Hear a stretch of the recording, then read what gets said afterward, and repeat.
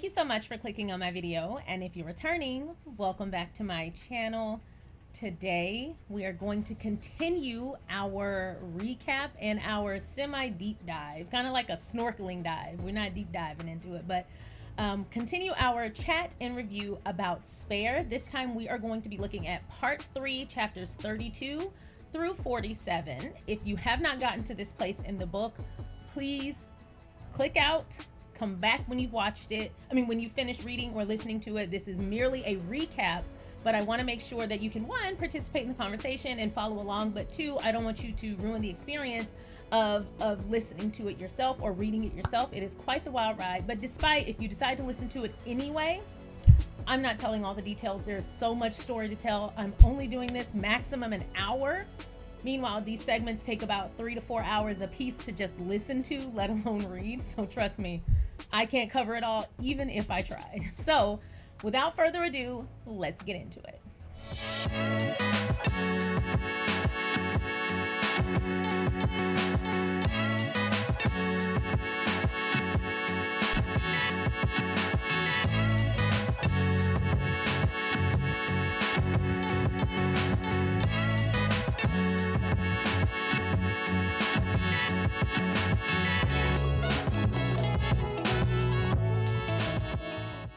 Once again, thank you so much for clicking on my video, and if you're returning, welcome back to my channel.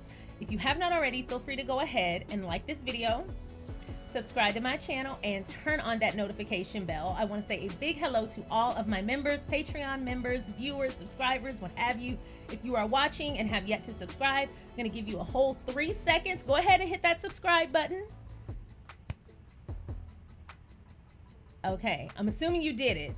We working on the honor system. If not, you lying heifer. No, I'm just kidding. Thank you so much for watching. So we're about to get into Spare part 3, chapters 32 through 47.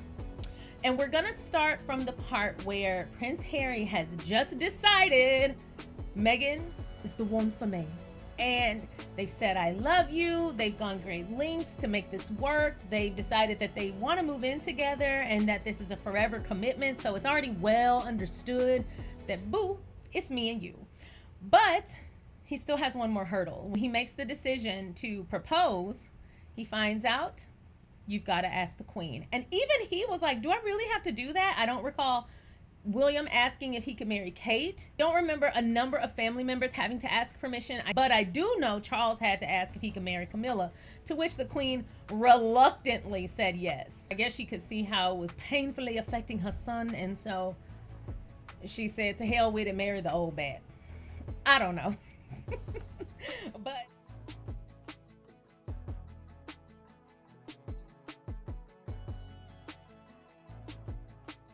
then he was like, okay, I gotta ask the Queen. So he waits until he has her alone. And this segment, this whole little portion of him building up, like, I gotta ask the Queen permission, but he's nervous, is so real. It is so heart-wrenching because as a viewer, or as a listener, I say a viewer, as a listener, you're right there with him, like, oh my God, oh my God, oh my God.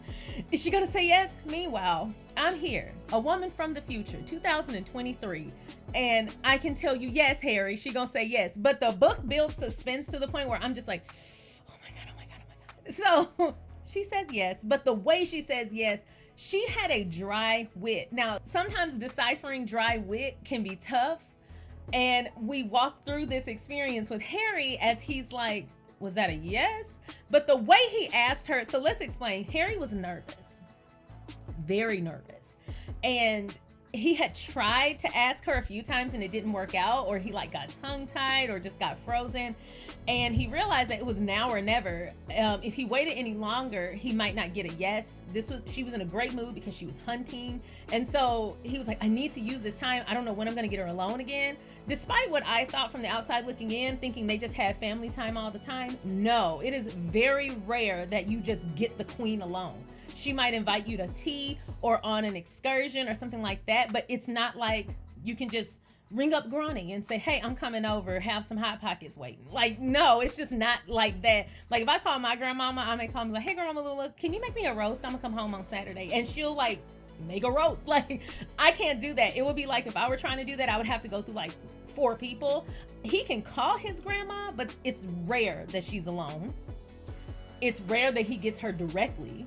It's not like she just keep a phone in her pocket. Like, it's the queen. So, like, I mean, even our presidents, their family can still reach them directly.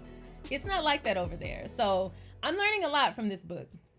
So he finally gets her alone. He asks her, but the way he asks her is so trash. Grandma, it's me. Trash. He says, I have to ask you if I'm allowed to propose to Megan. And she goes, oh, you have to? And he's like, yeah, that's what they said. No, he didn't say that. He was like, yeah. And she goes, well, then I suppose I have to say yes.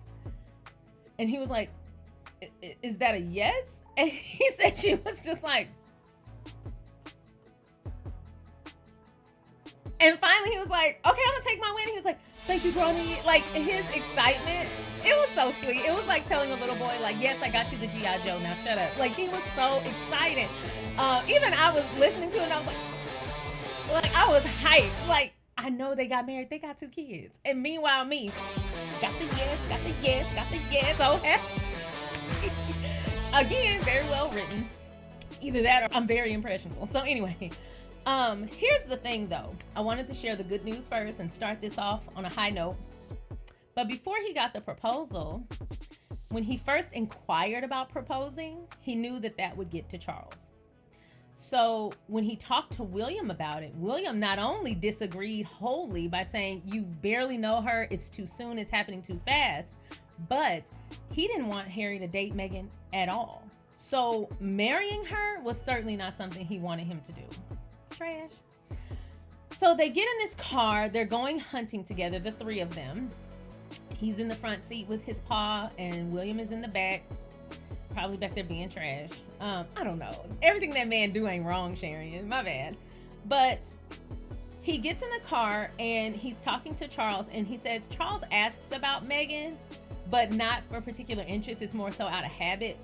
It's during that drive, without acknowledging that he knows Harry wants to propose, he kind of walks around it by saying, well, you know, I wouldn't be able to pay for you and Meghan because I'm already taking care of William and Kate. Just outright. Now, if that had been me, I would be like, Levine, give me your credit card and hush your mouth. No, I'm just kidding. I talk a lot of cash crap on this channel because I'm all the way in Florida and my dad is in Texas. And I'd be worried that he's going to watch these videos. And when I come home, he's going to be like, what was all this? Huh? What was all this? And I'm going to have to explain for my treason. But no, I can't imagine my parent who is bound to paying for me, not because he's my parent, but because he's my boss and that's the job. So Harry explains for those knuckleheads who refuse to acknowledge, if I know this as a trashy American, I know y'all knew this. It's Charles's job. In exchange for Harry handing his life over to the sovereign and being sent anywhere, can't do anything, can't make decisions on his own, can't really even have pocket money. He has to get every single thing approved. As Harry says, in order for us to willingly live in the gilded cage, the exchange is they take care of our expenses, our clothes, and our food. But in exchange, we have 0 freedoms. We have to work anytime they tell us to. We don't have a choice. Our lives and our free will are gone. And for Harry, never existed. So it's an exchange, but it's not even the game, it's the job, which is why they don't call it a family or call it relationships. They call it the job. If I was just running around promoting my granddaddy for no reason, people would be like, we think he great. Why are you here making a speech about your granddaddy? Go home. Like, it's because she's the monarch. And in order to keep the monarchy alive, they have to fulfill their obligations. And Charles' part in that, as the heir at the time, he's king now, sorry y'all, but as the heir at the time, it is up to him to keep his heir and his spare taken care of so they can continue to do what? Work on behalf of the monarchy. So Harry works on behalf of the monarchy. Charles is bound to paying his expenses and that of his wife. So Harry comes to this conclusion like, so either you never expected me to get married or you're not doing what you're supposed to do, which is the allotted agreement, which puts me in a bad position. He even at one point almost contested, and I didn't like this because, you know, I don't like begging nobody for nothing. He was like, he almost said, you know, if Meghan doesn't eat much and she might make her own clothes. Harry, no. See, like I said, you slowly see him come into his own consciousness over time. This book does a great job of cataloging like his innocence and his naivety as it slowly peels away. So he contests this, and he looks at William and is like, are you hearing this? And William is just like, child, I got my own problems. Rose didn't want to text me back, gone somewhere. Like, but he didn't say that outright, but I know that's what was going on behind the eyes because I know. Trust me. So Harry is pissed. And then it dawns on him. It ain't about Meghan in particular. It's the fact that you don't want to be upstaged because you see her power and her popularity. Camilla and Charles don't want to be upstaged. He highlights this with a story about Charles and Camilla actually, out of their rabbit ass minds, asked Kate, who I don't really care for at this point, but she didn't deserve this. They asked her to change the spelling of her name from Catherine with a C to Catherine with a K because they already had 2 royal ciphers with a C and a crown above it. My head is spinning. See, I want to, you know what? I'm with the right mate. But if I weren't with my husband, I would intentionally try to get married into a royal family just so I could dispel this crap and give them the responses they're not used to being given. If somebody had asked me, can you change the name of Sharion with an S to Sharion with a C? I would be like, are you out your rabbit ass mind? They would probably arrest me in the first 5 minutes of being in there. Gonna lie, I would cuss everybody out. That's my name. That name got my daddy blood on it. Are you? The name is mine. The name got my daddy's blood on it. Now she wanna go. Hey, get your hand off me. The name stays home. The name stays home. Are you crazy? No, I'm not changing it. So Harry realizes they don't want to be upstaged, and that's what it's all about. And we're gonna slowly start to see how many games Camilla and Charles together, because I see people giving Camilla all the heat, but honey, she couldn't do something that Charles did not allow. They're both equally responsible, but more so Charles, because it's up to you to protect your kids. We know how I feel about it. I won't reiterate. So William happily obliged Harry's request for one of Diana's bracelets. Harry took 2 diamonds out of the bracelet to put into Meghan's ring, and then he sourced a blood-free diamond from Botswana because that's where they spent that really special time, that really special week, and he put that in the center. And then he set it in the Welsh gold from the family. And I think it was nearly, or if not all, the last of it. He also noted that at the beginning, Will and Kate were ecstatic about them getting engaged. But I think, again, this is an example of their naivety. And the reason is because he talks about this dinner where they had together, and William was really, really sick. And Meghan gave him some oregano. The way that Harry says oregano made me happy, but she gave him some oregano and this homeopathic remedy. And when he got it, he was very pleased. And as Harry acknowledged, he was very touched and charmed by her just considerate nature. Only for Kate's trashy ass to then turn around and say, he would never try something so unconventional. Nobody asked you. See, this is the thing that I cannot stand about Kate. Nobody asked you, boo. Be a hater, but you can be a hater and be quiet at the same time. 2 things can be true. I'm not going to ask people to change who they are. If you're a hater, you're a hater. It is what it is. Everybody has a calling, but you can at least be quiet, because if William is the one with the cold, William is the one receiving the homeopathic remedy, then William is the one with the response that's due, not you. And another reason why I can never be amongst those people, because they would never invite me to another dinner party again. And I would take my remedy back. Stay cold.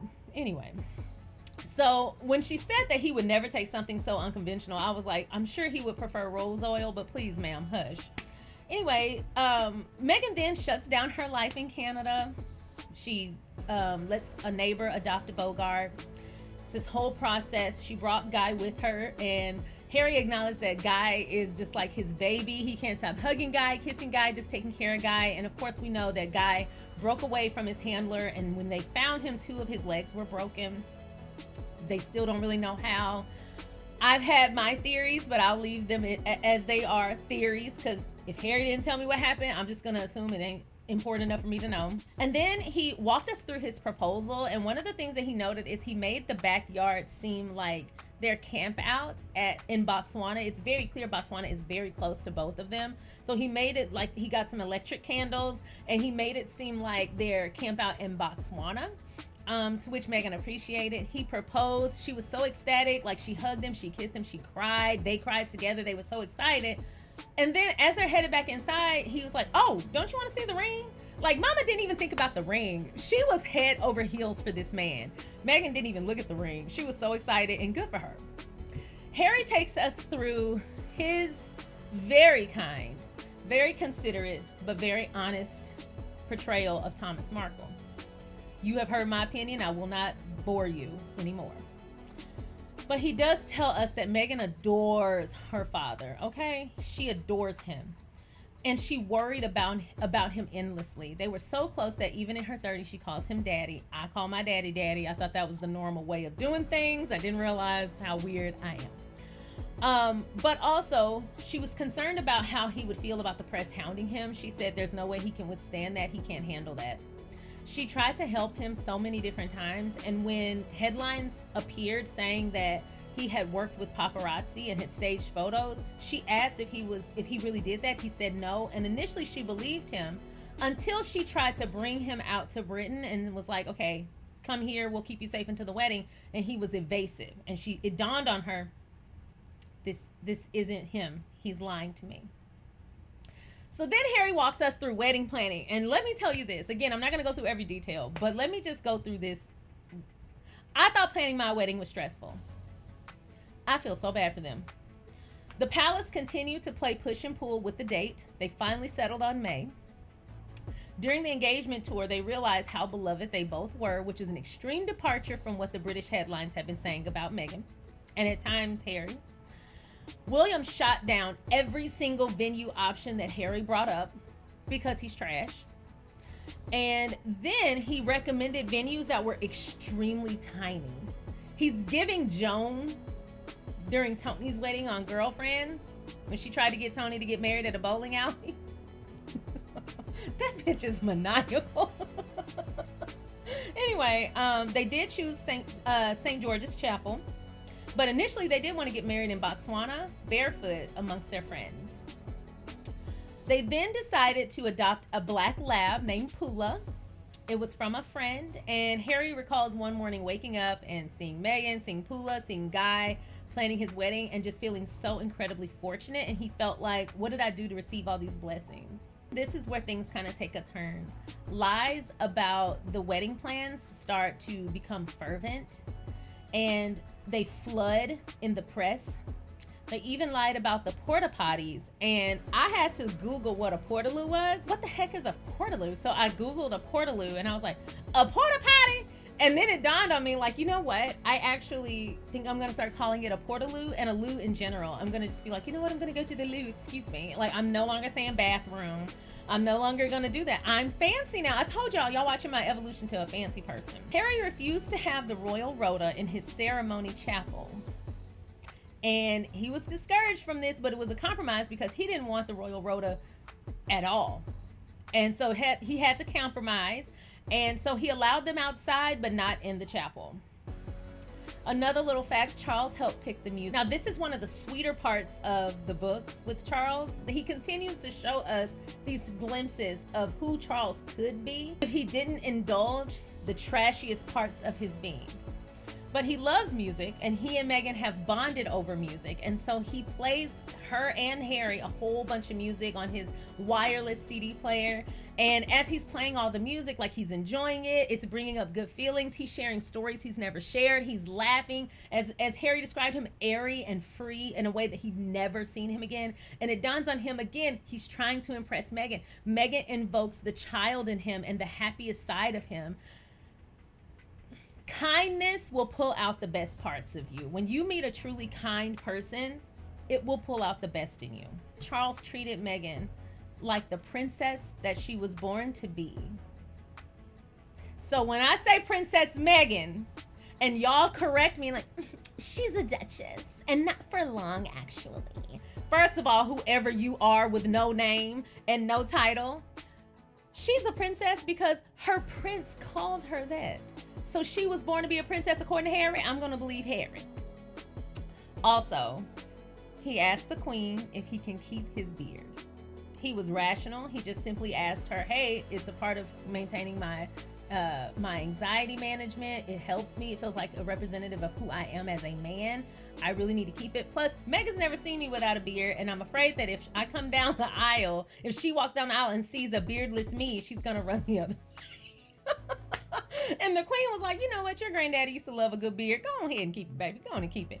Only for William to lose his everlasting mind. He lost it, and he argued with Harry for a week straight, and then finally Harry got to the crux of it.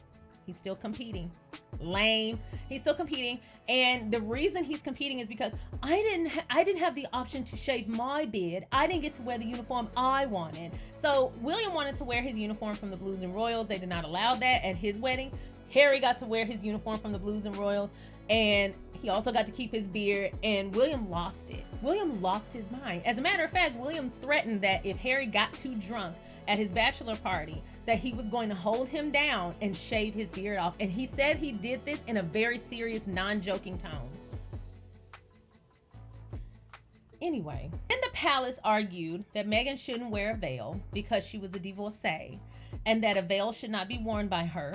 But the powers that be, those are his terms, so I'm assuming the queen was like, leave my grandbaby alone. The powers that be allowed it, and they were flexible. It's then that his aunts, Diana's sisters, provide Meghan with Diana's tiara and offer it to her. And that's the tiara Meghan really was excited about. She was really touched by this. Harry was really touched by this. Only for the queen to then extend an invitation to Meghan to try on 5 tiaras. And this is a bonding moment for Meghan and the queen. Harry said that he was in awe. 2 of the comments that the queen made as Meghan was trying on these tiaras was, tiaras suit you. And she said she looked forward to seeing it on Meghan's head. Grannies really do love Meghan. Oh my God, that's so sweet. But also, the queen told her this will be placed in a safe and it will be sent to you because you need to try it on before the wedding. You don't want to try to do the same day. It's a very extensive process, and you need to practice with your hairdresser. Only for Angela, the queen's right-hand lady or whatever, to deter the whole process, she held out on them until the last second with this tiara. Every time Harry and Meghan tried to reach out for the tiara, ignored them or told them she was busy. At one point she said an officer and a courtier and an officer need to be with you when you get the tiara. And he was like, okay, fine, get them and send it over. And she was like, I don't have time, I'm too busy. And she did not bring it. And finally at the 11th hour, she shows up with the tiara, and Harry was like, this would have been great like a while ago when we first requested it. And she was like, do you want to go there, Harry? And she started giving him a good what for. And finally he was like, do you really want to do this here? And here's the thing, he gives us a note that Angela is known as a troublemaker, and he doesn't want her on his bad side. Also, threats were sent to Meghan and Harry, very serious threats. And then reports were out that Meghan got extensive kidnapping training, which is untrue. And Harry was like, I would have loved that. I would have loved for Meghan and I to get training on how to evade kidnapping, but we got no support in that area, despite all the threats. Also, we already know the Kate dress debacle. So 4 days before the wedding, Kate texted Meghan saying, hey, this dress doesn't fit Charlotte. She cried when she tried it on. All the dresses for the bridesmaids need to be redone, completely remade. AJ, he's been waiting around since 8 a.m. Please go get her fitted so that he can make the alterations. Kate is like, this won't do. I've already reached out to my own dressmaker, who's not part of the wedding at all. Reached out to my own dressmaker, and they said the dresses need to be remade. Meghan was like, I don't know what else to tell you. And then at one point, Meghan was like, I'm not sure. Are you aware of what's going on right now? And what was going on was Thomas had that, the reports were Thomas had a heart attack, something very serious. This heifer Kate gonna say, I'm fully aware. Also, the dresses. Child, if the baby gotta show up in a jumpsuit, my daddy having a, God forbid, my daddy having a heart attack, I don't care about your baby dress. But secondly, I've already provided an option for you. The option is not to get them remade. The option is for you to take your baby over there like all the other mothers are doing and get it fitted and then come on back. Those are your options. Do with it what you will. And so Meghan was like, I don't know what else to tell you. You have the option. He's waiting on you right now. Go here. And he's waiting. Take the baby and the dress. And she was like, fine. Then the next day she acknowledged that she was wrong. She brought Megan flowers and a card and apologized. Later on in the book, she also acknowledges this again, that she made Megan cry. But all of it was too much, and it just made Megan crumple. And even then, Harry was like, it wasn't like the Kate that he had come to know, and so he assumed that there just had to be a misunderstanding. William refused to follow through with pre-wedding night traditions. Now, on William's wedding night, the night before William's wedding, he and Harry did everything together. They did the dinner together. Harry stayed with him all night. Then they went and saw crowds together. None of it. First of all, Williams held out for a very long time. And then at the last minute, he was like, well, I'll come to the dinner, but nothing more. And so Harry was like, why are you being like this? Is this about the beer? What is the problem? And he was just like, I'll be at dinner, nothing more. So he comes for dinner.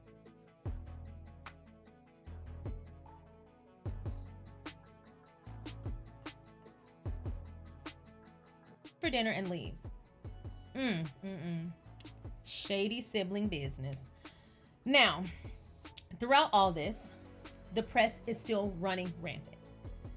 They're getting worse. They call Harry a race traitor. It's just getting really toxic. Megan is crumpling under the pressure and losing massive amounts of weight. And it's a lot. It's a lot of stress. The stress with her dad. They don't even mention it in the book as much, but we all know Samantha was losing her ever-loving mind prior to this wedding. The press is now reaching out to people that knew Megan when, like cousins she never met, like just doing the most, but also saying really racist things about her. So then we get to the Fab Four. That's a term that the press made up after Harry and Megan, William and Kate, went to their first joint event together. Now, the event itself went off without a hitch. Everybody loved Megan. I watched that entire event online. They loved Megan, everything about her. Everybody loved it. And then at one point, the press compared their outfits. They said that Kate was not in alignment with the Me Too movement because of the color of her dress. Meanwhile, Megan was in alignment with the Me Too movement because of the color of her dress. And so it kind of put Kate on notice that she would now forever be compared to Megan. And in some ways, she was reluctant to Megan joining the family because of this. I feel like she would have felt that way regardless of what the press did that day, honestly. Not only that, but right before they walked out, Megan forgot her lip gloss. And so she asked Kate, her sister-in-law or her soon-to-be sister-in-law, someone she thinks she's bonded with, like she asked her, do you have any lip gloss? I ran out or I didn't bring mine. And so Kate reluctantly, she recoils first, as they gonna recoil. She recoils first, goes into her bag, squeezes some on her, or no, goes into her bag, hands it to Megan. Megan squeezes some on her finger, not touching it to her mouth, squeezes it on her finger and says, thank you, and puts it on her lips. Kate grimaced. Hi everybody, just cutting in here really quick just to let you know that my podcast, Sweet Discernment, is back. It's available on iTunes, Spotify, and Anchor. Don't forget to check it out. It is my podcast and I hope you enjoy. Now back to your regularly scheduled programming. Bye. Harry saw this as a really funny thing, something that didn't really matter. It was just like a funny thing that they should all look back on and laugh. But it was a moment for Kate, and Kate was really offended by it and uncomfortable with it. I just have my own opinions, but I know people like Kate, and they are not happy inside. And you just have to let them rot to the core like they already are. Let them be rotten. Plus, she looked great, and she looked better in your lipstick than you did. The reason she's mad is because of people like me. Let me stop. But yeah, he said that Kate was put off, and it seems like Kate is very uptight when it comes to Megan. This segment, this pre-wedding time, first of all, in a normal wedding, those pre-wedding months are so tough. And to me, it's a known fact, but also to me, I experienced this firsthand. Weddings and funerals bring out the absolute worst in people. I don't know what it is. Like on a wedding of this level, with Megan losing her dad, her sister acting a complete ass, the press in their area is making it seem like a worldwide issue, are just racially attacking her repeatedly. They're receiving no support from the family she's marrying into, and they've made it known they don't plan to treat her the same as everyone else in the family, not paying for her. Besides all of that, I just cannot believe that, one, they put Harry through this, because they can feel how they feel about Meghan. But again, it brings me back to my initial point. If you don't like your family member's spouse, you have to tread that space lightly, because one, they might not listen to you unless you have a real reason. And two, before you even decide to bring it up, ask yourself, what is the reason? Ask yourself, like, is this something that I'm dealing with? Am I jealous? Am I feeling offended? Am I wanting the spotlight? What is the case? Because if it's a you thing, keep it to yourself. If it's a real thing, then share it, but share it gently, and don't share it with demands. Something that people like to point out, or something that people like to do when a family member's spouse has upset them, or they don't like their family member's spouse, they like to give ultimatums. Well, by and by, people do not respond well to ultimatums. A lot of people like to say things like, you know, I don't like her, you need to find somebody else. Well, you've already omitted any kind of true respect to your argument by saying, I don't like her. Well, there's nothing I can do about that. I don't care. Yet, if they've done something like, hey, I find her to be really nasty. Whenever we talk, she talks over me. She cusses at me, uses foul language. That's something they can refer to. That's something they can respond to. That's something that they can take back to their spouse and say, hey, this is how they're coming off. I know that's not your way. Do you have a reason for this? Do you remember what happened? Can you share your side? And that's how you come together and remediate. These people never intended to remediate problems, because there weren't any real problems. These people intended to run her off. They never wanted the wedding to happen at all. And even Thomas Markle acknowledged at one point that the royal family owed him money, and he alluded to the fact that he possibly was paid to ruin the wedding. I still wish that he would just, I don't want to say get normal. I just wish he would come out and say exactly what happened. This pre-wedding experience gave me anxiety. The fact that they made it down the aisle, or as Nene said, because I do know that it's very difficult to pull something like that off. So the fact that they was walking down the runway and clothes on their back, child. The fact that they walked down the aisle with clothes down their back, child. That's how I felt. The fact that they just got married, good for them. But the idea that, one, Meghan and Charles collaborated on the music. Harry chose the music that Meghan would walk down the aisle to. All of it was a labor of love within the family, but it really would have been great if the family had supported her publicly. And they did support her privately, but we will also see that stop as well. What was your favorite part of this segment? Please tell me your feedback. I'm interested in hearing it. I'm excited to continue in the book. I've already finished the book. I finished it this morning, but I'm gonna continue recapping at this pace so that we can do it together. But what did you think of this segment of the book, the pre-wedding planning? And it's really good to hear how Harry was very involved. A lot of men like to be like, just tell me what time to show up. That is so a red flag. If your partner, whether they like wedding planning or not, it's still an event, and it can still be very stressful, and it's still laborious. And part of the preparation for marriage can be working on the wedding together. And the reason is, no, the wedding and the marriage are not of equal footing. Great exercise in preparing for marriage is planning the wedding together. And the reason is, you have to collaborate, you have to learn to compromise, you have to learn to communicate when tensions are high. You have to learn how to hear your partner's needs and transfer that into action. You have to recognize how to communicate and how to tell your partner what your needs are. And at the end of the day, it's a labor of love, and every part of a wedding should represent the love that you share and the union you're bringing together. The fact that some people like to sit on their high horse, it's not about the wedding, it's about the marriage. No, it's not. As a matter of fact, I gave a friend of mine advice when she was getting married. I was like 3 years into my marriage. When she was getting married, I said, hey, just a heads up, if you need my help with the wedding or anything, phone calls, follow-ups, pour it on me, because it is a tough job and the wedding can be really stressful. I've been married 3 years and I thought I was helping because I know how stressful the wedding part is. Why does Heifer gonna say it's not about the wedding, it's about the marriage? I'm not getting married just to have a wedding. I'm getting married to be with my partner. Okay.